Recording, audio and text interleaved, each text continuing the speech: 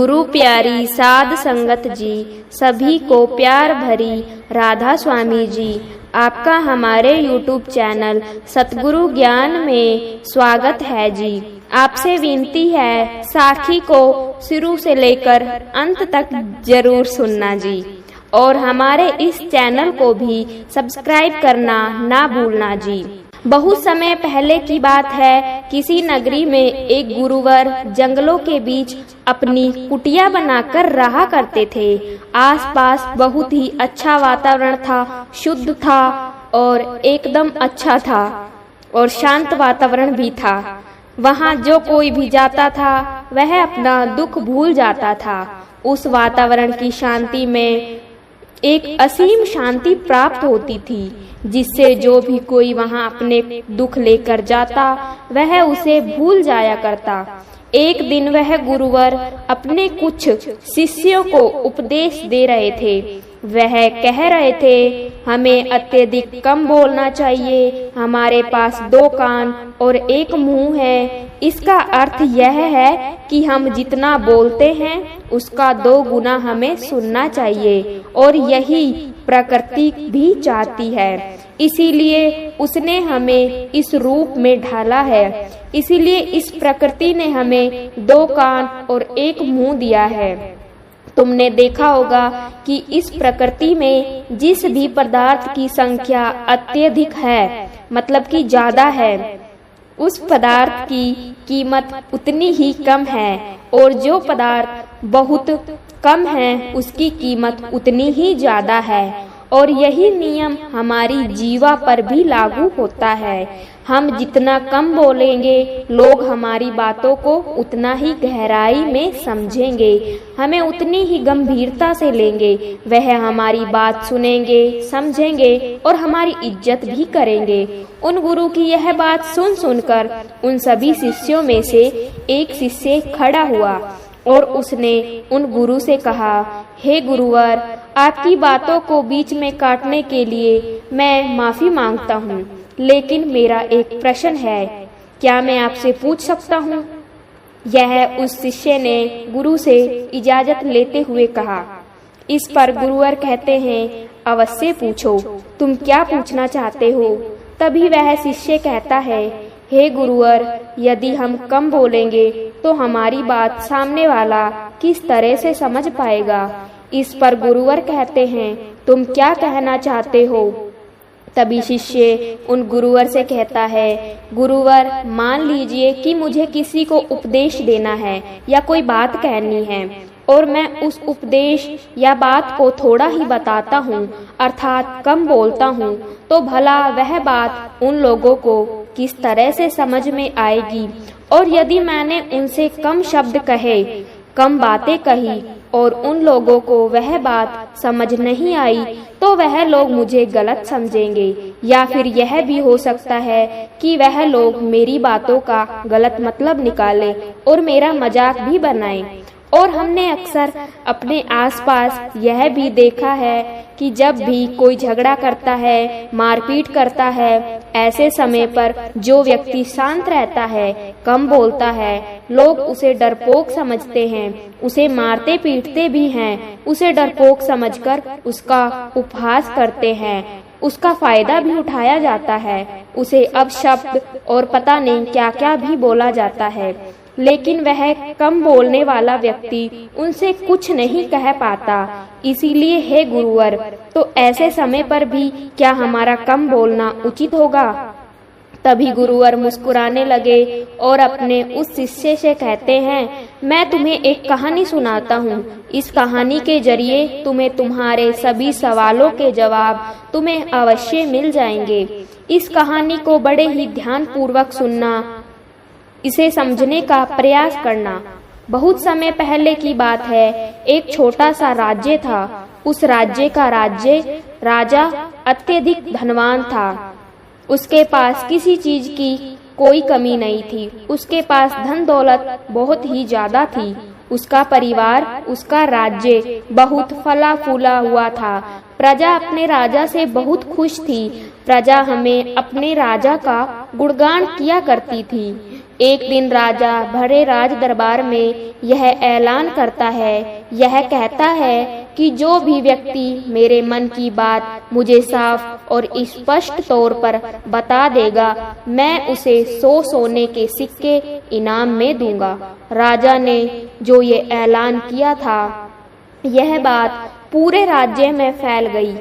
राज्य के हर कोने से बड़े बड़े विद्वान, बड़े बड़े पंडित, बड़े बड़े ज्ञानी सभी राज दरबार में उपस्थित होने लगे। कोई कहता कि हे राजन, आप बहुत धनी हैं, आपके पास बहुत धन दौलत है। तो कोई कहता आप बहुत विद्वान हैं। कोई उनकी राज्य की प्रशंसा करता तो कोई उनकी गुण गाता। कोई उनकी प्रजा के बारे में कहता तो कोई इनकी ज्ञान की बातें करता। लेकिन सभी की बातें सुनकर राजा केवल एक ही बात कहता था, नहीं, इनमें से कोई भी बात मेरे मन में नहीं है, इनमें से कोई भी बात मेरे दिल की है ही नहीं। सभी ने बहुत प्रयास किए, सभी ने बहुत अच्छी अच्छी बातें उन राजा को बताई, लेकिन राजा हर बार केवल एक ही बात कहता था कि जो भी बातें आप लोग ने कही है, ऐसी कोई भी बात मेरे मन में है ही नहीं। यह बात सुनकर वहां पर उपस्थित सभी लोग बहुत निराश हो चुके थे। किसी को कुछ समझ नहीं आ रहा था कि आखिर राजा के मन में और राजा के दिमाग में चल क्या रहा है। राजा किस बात से प्रसन्न होंगे और कैसे उन्हें वह 100 सोने के सिक्के प्राप्त होंगे। जहां एक तरफ राज दरबार में बड़े बड़े विद्वान, पंडित, साधु उपस्थित थे, वहीं दूसरी तरफ उसी नगर में एक गरीब ब्राह्मण भी रहता था। एक दिन उसकी पत्नी उस ब्राह्मण से कहती है, आप यहाँ बैठे बैठे क्या कर रहे हो? राज दरबार में जाओ, राजा ने ऐलान किया है कि जो भी उनके मन की बात उन्हें बताएगा, उन्हें वह 100 सोने के सिक्के इनाम में देंगे। यह बात सुनने के बाद से बड़े बड़े विद्वान, बड़े बड़े पंडित और बड़े बड़े साधु ज्ञानी राजा के दरबार में उपस्थित हैं और उन्हें तरह तरह की बातें बता रहे हैं। आप भी वहां क्यों नहीं जाते? आप भी वहां जाओ, राजा को उनके मन की बात बताओ ताकि राजा प्रसन्न हो सके और आपको इनाम में 100 सोने के सिक्के दें। अपनी पत्नी की यह बात सुनकर ब्राह्मण कहता है, तुम मूर्ख हो क्या? वे लोग राजा के बड़े खास लोग हैं, वे बड़े विद्वान हैं, पंडित हैं, ज्ञानी हैं, उनके सामने भला मैं क्या हूँ? वह काम बड़े बड़े पंडितों का है, बड़े बड़े साधुओं का है, जिसने भी इस दुनिया का बहुत सारा ज्ञान अर्जित किया होगा, यह उसी के बस की बात है, मेरे बस की नहीं। मैं भला राजा के मन की बात किस तरह समझ सकता हूँ? हम गरीब हैं और हमें उस राज दरबार में जाने के लिए भी अनुमति नहीं है। ऐसे में तुम मुझे उस राज दरबार में भेजना चाहती हो? यदि मैंने उनके मन की बात कह भी दी तो वो भला हमें 100 सोने के मोहरे क्यों देंगे? अपने पति की यह बात सुनकर उसकी पत्नी कहती है, ओहो, मुझे कुछ नहीं पता, आप उस राज दरबार में जाइए और जैसा मैं कहती हूँ बिल्कुल वैसा ही कीजिए। जब आप उस राज दरबार में जाएंगे, राजा जब आपकी तरफ देख रहे होंगे, तब आप पूर्व दिशा की तरफ अपनी एक उंगली उठा देना और मुझे पता है कि राजा बहुत समझदार हैं, वह बहुत प्रसन्न हो जाएंगे, वे आपकी बात जरूर समझ जाएंगे और आपको 100 सोने के सिक्के इनाम में दे देगा। अपनी पत्नी की यह बात सुनकर वह ब्राह्मण जोर जोर से हंस पड़ता है और कहता है, अरे तुम मूर्ख हो गई हो क्या? तुम्हें क्या लगता है कि पूर्व दिशा में मेरी एक उंगली उठाने से राजा मुझे 100 सोने के सिक्के दे देगा? और वहाँ पर जो बड़े बड़े विद्वान हैं, पंडित हैं, साधु हैं और जो ज्ञानी बैठे हुए हैं, वह लोग चुपचाप केवल नजारा देखते रहेंगे, क्या वह कुछ नहीं कहेंगे? इस पर उस ब्राह्मण की पत्नी कहती है, मैंने आपसे जितना कहा है आप बस उतना कीजिए और आप देखेंगे कि राजा आपको 100 सोने के सिक्के इनाम में दे देंगे। ब्राह्मण की पत्नी ने जैसे तैसे अपने पति को मनाया। अगले ही दिन ब्राह्मण राज दरबार में उपस्थित होता है। वह ब्राह्मण बहुत ही डरा हुआ था। इतने लोगों की भीड़ को देखकर वह बहुत डर रहा था, लेकिन वह अपनी पत्नी की बात मानकर उस राजमहल में उपस्थित हो जाता है। जैसे ही राजा की नजर उस ब्राह्मण पर पड़ी, वह ब्राह्मण अपनी पत्नी की बात मानते हुए अपनी एक उंगली को पूर्व दिशा की तरफ उठा देते हैं। यह देख राजा बहुत प्रसन्न होता है और राजा तुरंत ही उसे 100 सोने की मोहरें इनाम में दे देता है। यह सब देखकर वहां पर उपस्थित बड़े बड़े विद्वान, पंडित, साधु, ज्ञानी सभी लोग आश्चर्यचकित रह गए कि आखिर ऐसा क्या कह दिया जो राजा को बहुत अच्छा लगा, राजा को इतनी खुशी मिली। हर कोई यह सोचकर हैरान था कि इस ब्राह्मण ने तो केवल एक उंगली ही उठाई थी और इसे 100 सोने की मोहरें मिल गई।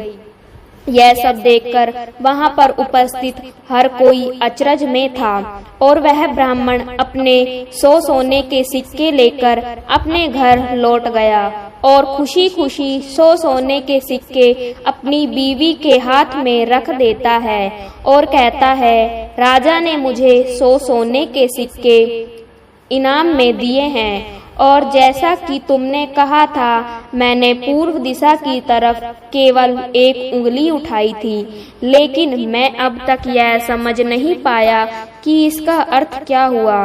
उस राजा को मेरी इस एक उंगली से क्या समझ में आया। उस ब्राह्मण की पत्नी उस ब्राह्मण से कहती है, यह सब जाने दो, आपको यह बात बताकर कोई मतलब नहीं, आप बैठ जाओ और कल फिर आपको उसी राज दरबार में फिर जाना है। यह सुनकर वह ब्राह्मण कहता है, कल फिर जाना है? नहीं नहीं, मैं नहीं जाऊंगा। वैसे भी आज सभी लोग मुझे बहुत अजीब तरीके से देख रहे थे। ना बाबा ना, मैं नहीं जाऊंगा।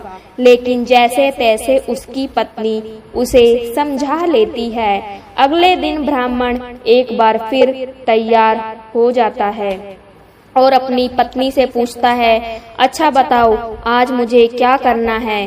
तभी उस ब्राह्मण की पत्नी कहती है, आज आपको पश्चिम दिशा की तरफ अपनी एक उंगली उठानी है। अपनी पत्नी की बात मानकर फिर से एक बार राजमहल पहुंच जाता है। जैसे ही राजा की नजर उस पर पहुंचती है, वह ब्राह्मण अपनी एक उंगली पश्चिम दिशा की ओर उठा देता है।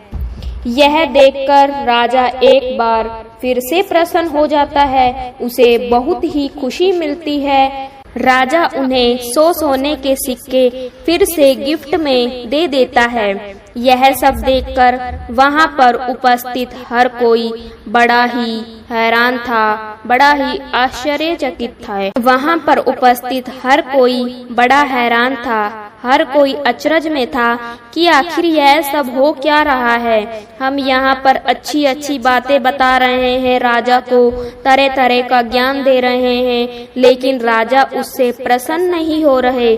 और यह ब्राह्मण है कि केवल एक उंगली उठाता है और राजा उसकी बात से खुश हो जाते हैं, उसे 100 सोने के सिक्के गिफ्ट में दे देते हैं। और तो और यह कुछ बोलता भी नहीं, चाप आता है, उंगली उठाता है, इनाम लेता है और चला जाता है। हर कोई केवल बस यही जानना चाहता था कि आखिर उस ब्राह्मण को ऐसा कौन सा ज्ञान है जो उनके पास नहीं। अगले दिन फिर से वह ब्राह्मण राज दरबार में आता है और अब की बार वह अपनी उंगली उत्तर दिशा की तरफ उठाता है और अब की बार भी राजा प्रसन्न होकर उसे 100 सोने के सिक्के इनाम में दे देते हैं। यह सब देख देख कर वहाँ पर उपस्थित हर कोई बड़ा बड़ा विद्वान थक चुका था। उन्हें कुछ भी समझ नहीं आ रहा था कि आखिर एक उंगली उठाने से राजा किस तरह से प्रसन्न हो जा रहे हैं। यह बात देखकर हर किसी ने यह तय किया कि अब यह उंगली उठाने से ही उन्हें इनाम मिल सकता है, तो वह राजा के सामने बड़ी बड़ी बातें क्यों करें, बड़ा बड़ा ज्ञान राजा क्यों बताए। उससे अच्छा है कि वह सब मिलकर एक ही दिशा की तरफ उंगली उठाएंगे। सभी ने मिलकर यह तय कर लिया था। अगले दिन सुबह सुबह ब्राह्मण फिर से राज दरबार में आने के लिए तैयार हो रहा था। और वह अपनी पत्नी से पूछता है, बताओ आज मुझे क्या करना होगा। इस पर उसकी पत्नी कहती है, आज आपको कुछ नहीं करना, आज आपको राज दरबार राजा के पास जाना ही नहीं है, आज घर पर ही बैठो। उस दिन सभी ब्राह्मण, सभी विद्वान, सभी साधु संत वहां पर उपस्थित थे। राजा के आते ही सब खड़े हुए। जैसे ही राजा की नजर उनसे मिली, सभी ने दक्षिण दिशा की तरफ अपनी उंगली उठा दी। यह देखकर राजा को बड़ा क्रोध आया। राजा ने गुस्से में सभी पंडितों को, सभी विद्वानों को कारावास में डलवा दिया। और यह देखकर वहां पर उपस्थित हर कोई, बड़ा से बड़ा विद्वान आश्चर्यचकित था। वह हैरान था कि आखिर हमने ऐसी क्या गलती कर दी। जब वह ब्राह्मण अलग अलग दिशाओं में अपनी उंगली उठाता है तो उसे 100 सोने के सिक्के इनाम में मिलते हैं, और आज जब हमने एक साथ एक ही दिशा की तरफ अपनी उंगली उठाई तो हमने क्या गलत कर दिया। भला राजा क्या समझ रहा है? ऐसा कौन सा ज्ञान है, ऐसा कौन सा राज है जो हम नहीं जानते, जिसके बारे में हम में से किसी को कुछ नहीं पता? यह उंगली करने वाला कौन सा नया ज्ञान है जो हमने आज तक नहीं सीखा, जिसके बारे में हम में से किसी को आज तक कुछ नहीं पता। जब उन विद्वानों की पत्नियों को यह पता चला कि राजा ने उन्हें कारावास में डाल दिया है, तब उनकी पत्नियां राजा के पास विनती करने आई कि वह उन्हें छोड़ दे, उनसे गलती हो गई। लेकिन राजा ने किसी की एक ना सुनी, और जब उन सभी को यह लगने लगा कि राजा उनकी पत्नियों को नहीं छोड़ने वाले, तो वह सभी उसी ब्राह्मण के पास पहुँचे और वहां जाकर उनसे विनती करने लगे, उनसे प्रार्थना करने लगे कि वह उनकी पत्नियों की मदद करे, उन्हें कारावास से बाहर निकाले। राजा ने उन्हें कारावास में डाल दिया है और हमने उनसे कई बार विनती की, आग्रह किया कि वह उन्हें छोड़ दे, उनसे गलती हो गई, लेकिन राजा ने एक ना सुनी। इसीलिए हम सभी आपके पास आए हैं, कृपया हमारी मदद करें। उस ब्राह्मण और उसकी पत्नी ने सारी बातें ध्यान पूर्वक सुनी। उसके बाद उस गरीब ब्राह्मण की पत्नी राज दरबार जाती है, और जैसे ही राज दरबार में राजा की नजर उस गरीब ब्राह्मण की पत्नी पर पड़ती है, तो राजा अपनी 2 उंगलियां खड़ा करता है, और तभी वह ब्राह्मण की पत्नी अपने पैर पर ताली मारती है। यह देखकर राजा तुरंत ही अपने अधिकारियों को आदेश देता है कि जाओ, उन सभी को कारावास से बाहर निकालो। यह सब देखकर वहां पर जो उपस्थित पंडित थे, उनकी हैरानी का कोई ठिकाना नहीं रह गया था। उन्हें यह समझ ही नहीं आ रहा था कि आखिर यह कौन सी विद्या है, ये कौन सा ज्ञान है। तभी वह ब्राह्मण 1 उंगली खड़ी करता है, कभी राजा 2 उंगलियां खड़ी करता है, और कभी यह ब्राह्मण की पत्नी अपनी टांगों पर ताली पीटती है। आखिर यह सब चल क्या रहा है? आखिर यह सब हो क्या रहा है? सभी मिलकर यह तय करते हैं कि इसका जवाब तो हमें वह गरीब ब्राह्मण ही देगा। इसलिए सभी मिलकर उस गरीब ब्राह्मण के घर पहुंचते हैं, और उन सभी पंडितों में से एक पंडित उन गरीब ब्राह्मण से कहता है, आप ही हमें बताइए, यह कौन सी विद्या है जो हम नहीं जानते? आपको भला राजा ने इतनी बार इनाम क्यों दिया, और जब हमने आपकी तरफ एक दिशा में उंगली उठाई तो हमें कारावास में डाल दिया, और जब हमारी पत्नियां हमें छुड़ाने आई, उन्होंने राजा से विनती की, राजा से आग्रह किया कि वह हमें छोड़ दे, लेकिन राजा ने उनकी एक ना सुनी। और जब आपकी पत्नी ने उसी राज दरबार में आकर केवल एक आदेश पर उनके इशारे पर राजा हमें कारावास से छोड़ देते हैं। आखिर यह सब हो क्या रहा है? आखिर आपने यह सब कैसे किया? क्या आप हमें भी यह ज्ञान दे सकते हैं? क्या आप हमें भी यह विद्या सिखा सकते हैं? उन सभी की यह बात सुनकर ब्राह्मण उन सभी से कहता है, इसमें मैंने कुछ नहीं किया है, यह सब तो मेरी पत्नी का किया धरा है। यह सब ज्ञान तो उसने ही मुझे दिया है और उसने जैसा मुझसे कहा मैं वैसा करता चला गया। तभी ब्राह्मण की पत्नी उन पंडितों से कहती है, मैंने पहले दिन अपने पति को कहा था कि वह पूर्व दिशा की ओर अपनी एक उंगली उठाए और उन्होंने बिल्कुल वैसा ही किया, क्योंकि राजा का पूरा राज्य पूर्व दिशा में फैला हुआ है। पूर्व दिशा में उनका यह राज्य अटल रहे, अचल रहे। कुछ यही बात राजा के मन में भी चल रही थी, जो राजा के दिल की बात थी। इसलिए राजा प्रसन्न हुए और राजा ने मेरे पति को 100 सोने के सिक्के दिए। दूसरे दिन जब मेरे पति आए तो मैंने उन्हें कहा कि तुम आज के दिन पश्चिम दिशा की तरफ अपनी एक उंगली उठाना, जिसका अर्थ था कि आपका राज्य सूरज के उगने से ढलने तक के बीच में आप ही का राज्य रहेगा। यह बात राजा समझ चुके थे, क्योंकि राजा बहुत ज्ञानी हैं। इसी कारण राजा ने फिर से प्रसन्न होकर मेरे पति को 100 सोने के सिक्के दिए। तीसरे दिन मैंने अपने पति को यह कहा था कि वह उत्तर दिशा की ओर अपनी उंगली उठाए और उन्होंने राज दरबार में बिल्कुल वैसा ही किया। उत्तर दिशा की तरफ उंगली उठाने का अर्थ यह था कि जिस प्रकार इस राज्य के जो पहले राजा थे उनका राज्य अटल था, ठीक उसी प्रकार आपका राज्य भी अटल रहेगा।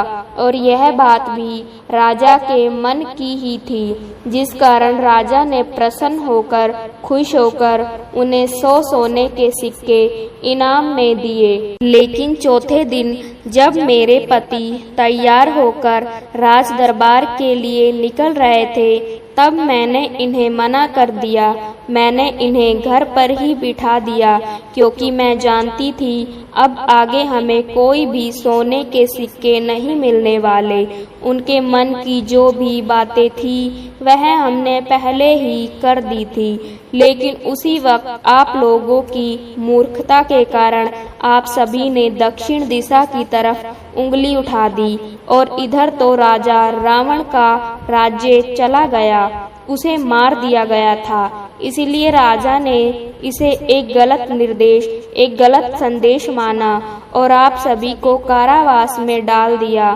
तभी उन सभी पंडितों में से एक पंडित यह कहता है कि यह सब तो ठीक है, लेकिन आपने हमें बाहर कैसे निकाला, जबकि राजा ने तो हमें बाहर निकालने से मना कर दिया था। तभी ब्राह्मण की पत्नी कहती है, जब मैं अपने हाथों में चारा लेकर राज दरबार पहुंची तो राजा ने 2 उंगली खड़ी कर दी और मैं उनका संदेश समझ चुकी थी।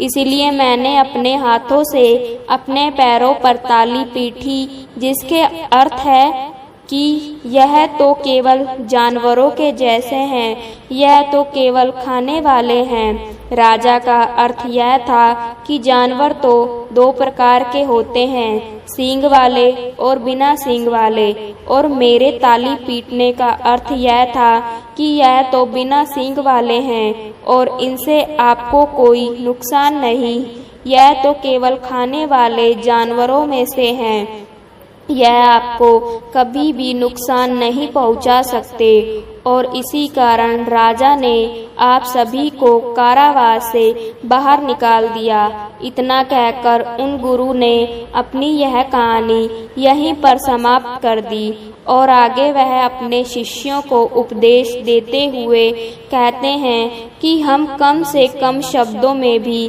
किसी को बड़ा से बड़ा ज्ञान दे सकते हैं। इससे यह भी साबित होता है कि हम कम से कम शब्द बोलकर अपना ज्ञान किसी को भी समझा सकते हैं। लेकिन यहाँ पर एक बात और समझने वाली है, यह है कि जो ज्ञान अर्जित कर रहा है, जिसे हम ज्ञान दे रहे हैं, वह भी उस ज्ञान को समझने वाला होना चाहिए, ज्ञानी होना चाहिए। तभी तो ज्ञान देने का हमारा मकसद पूरा हो सकेगा। अन्यथा हम चाहे कितने भी शब्द बोले, उसे कितना भी समझा ले, उसे कितना भी ज्ञान क्यों ना दे दे, हमारा मकसद कभी पूरा नहीं हो पाएगा, क्योंकि वह हमारी बातें कभी समझ ही नहीं पाएगा। वह तो एक जानवर की तरह होगा जिसे ज्ञान देकर हमारा कोई लाभ नहीं। अज्ञानी को ज्ञान देकर हमें कोई लाभ नहीं। हाँ, यदि आप अज्ञानी को ज्ञान देना ही चाहते हैं तो इसका अर्थ यह नहीं कि आप ज़्यादा शब्दों का उपयोग करें। आप बहुत कम शब्दों में भी उसे ज्ञान दे सकते हैं। आगे गुरुवर अपने सभी शिष्यों से कहते हैं कि हमें अगले जीवन में इन 5 परिस्थितियों में हमेशा चुप रहना चाहिए। जब भी कोई इन 5 परिस्थितियों के समय पर बहुत कम बोलता है या फिर बोलता ही नहीं है, तो ऐसे लोगों को इज्जत दी जाती है, उनका सम्मान किया जाता है, उन्हें एक अलग नज़र से देखा जाता है। लोग उन्हें ज्ञानी समझते हैं क्योंकि उन्हें पता है कब और कहाँ बोलना है और कितना बोलना है। सबसे पहली बात बताते हुए गुरुवर कहते हैं कि जब कोई व्यक्ति तुम्हारी भावनाओं को, तुम्हारे शब्दों को नहीं समझ पा रहा, ऐसी परिस्थिति में इंसान का चुप रहना ही उचित है, क्योंकि हम में से अधिकांश लोग बेवजह ही अपने दुख, अपनी पीड़ा, अपनी तकलीफें लोगों के साथ साझा करने की आदत होती ही है, लेकिन वह यह नहीं जानते कि जिन्हें वह अपनी तकलीफें साझा कर रहे हैं, उन्हें आपकी तकलीफों से कोई मतलब नहीं है, तो आपकी तकलीफों का वह फ़ायदा ही उठाना चाहते हैं। वह तो आपकी तकलीफों को सुनकर मन ही मन खुश हो रहे हैं, क्योंकि उन्हें अब यह पता चल चुका है, जितना सुखी वह आपको समझते थे, आप अंदर से उतने सुखी है नहीं। आपका सुख चैन लुट चुका है और यह जानकर उन्हें बहुत खुशी होती है।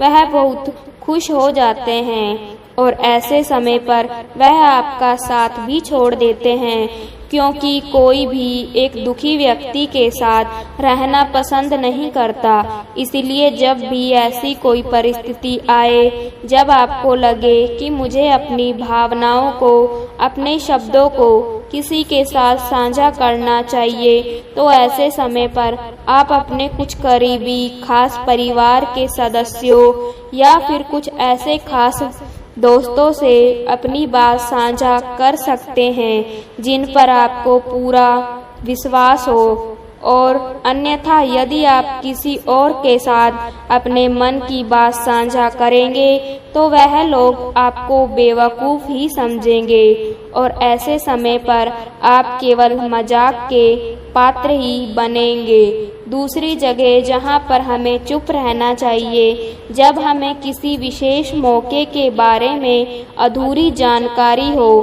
किसी विशेष घटना के बारे में जब हम नहीं जानते, जब हमें अधूरा ज्ञान हो, तो ऐसे मौके पर हमेशा चुप रहना चाहिए।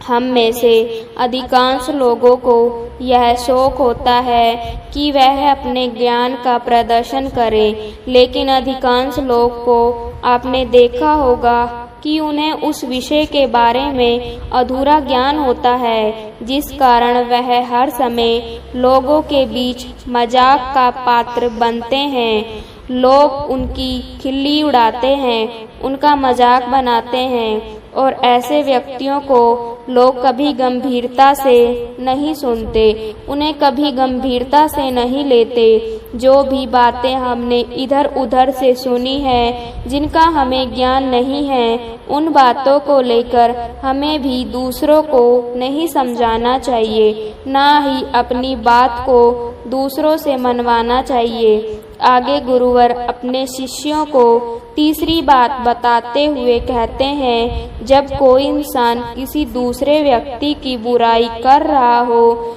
तो ऐसे समय पर तुम्हें चुप रहना चाहिए, क्योंकि ऐसा व्यक्ति कभी किसी का नहीं होता। तुम जिस नकारात्मक बातों का हिस्सा बनने जा रहे हो, वह नकारात्मक बातें तुम्हारे मन में प्रवेश करती चली जाएगी और धीरे धीरे यह नकारात्मक बातें तुम पर हावी होने लगेगी और फिर तुम भी उसी की तरह नकारात्मक बातें सुनने, सोचने लग जाओगे और करने भी लगोगे।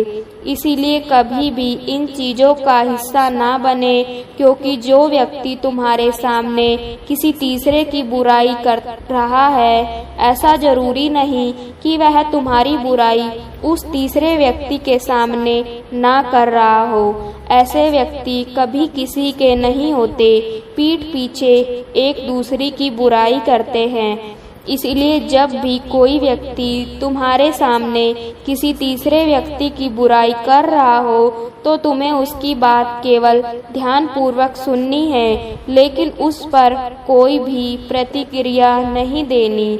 आगे गुरु अपने शिष्य को अगली बात बताते हुए कहते हैं, जब कोई व्यक्ति तुम पर गुस्सा कर रहा हो, तुम पर चिल्ला रहा हो, तुम्हारा अपमान कर रहा हो, तुम्हें भला बुरा बोल रहा हो, ऐसे वक्त पर तुम्हें शांत रहना चाहिए, चुप रहना चाहिए, क्योंकि तुम्हारे मौन से बड़ा और कोई हथियार नहीं। तुम चुप रहकर उसके सभी सवालों का जवाब उसे दे सकते हो, और तो और तुम चुप रहकर उसके गुस्से को शांत करने में उसकी मदद भी कर सकते हो, और ऐसा करने से तुम इस परिस्थिति को और बिगाड़ने से बचा सकते हो। और देखना, जब गुस्सा करने वाला व्यक्ति शांत होगा, जब उसका गुस्सा शांत हो जाएगा, तो उसे अपनी गलती का एहसास भी होगा और वह तुमसे माफ़ी भी मांगेगा। इसलिए तुम्हें ऐसी जगहों पर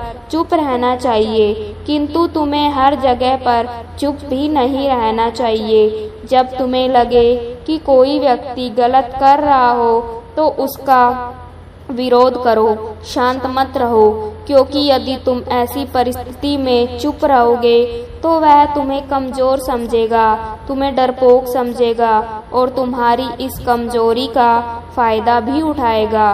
गुस्से का यह जो तरीका है, यह केवल अपनों के साथ ही अच्छा है, जैसे तुम्हारा परिवार, सगे संबंधी, तुम्हारे खास दोस्त, लेकिन हर इंसान के सामने तुम्हें ऐसे नहीं रहना।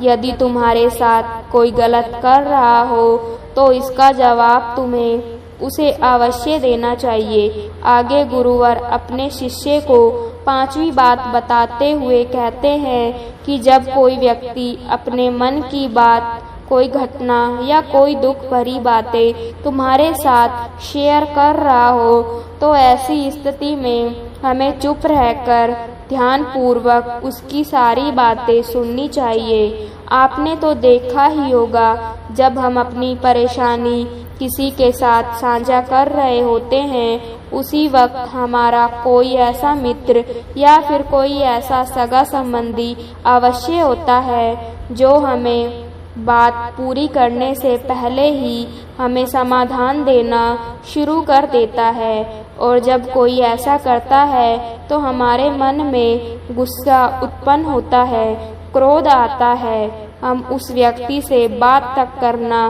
पसंद नहीं करते।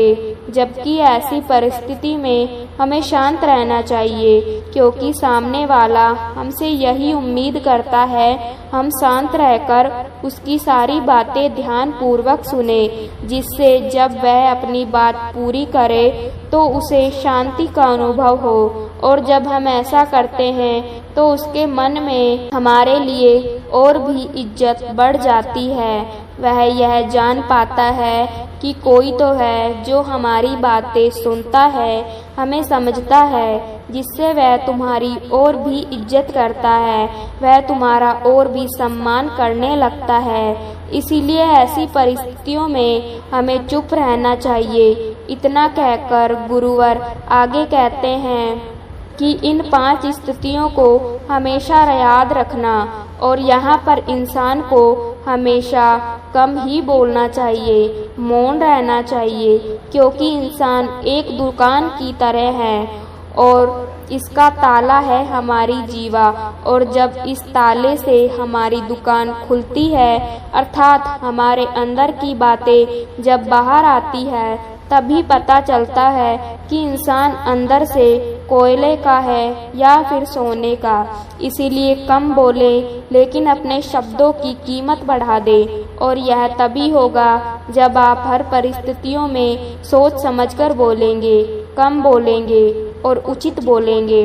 बाबा जी की प्यारी साध संगत जी, उम्मीद है कि आपने आज की इस वीडियो से जरूर कुछ न कुछ सीखा होगा। यह साखी अगर आपको सच में अच्छी लगी हो तो कमेंट में राधा स्वामी जरूर लिखिए और साथ साथ अपने शहर का नाम भी जरूर लिखिए, जिससे हम जान सके कि बाबा जी की साखी कहां कहां से सुनी जा रही है। और ऐसी ही प्रेरणादायक साखी सुनने के लिए चैनल को सब्सक्राइब जरूर कीजिए, जिससे कि इस चैनल पर अपलोड की गई साखी आप तक पहुंचती रहे। राधा स्वामी जी।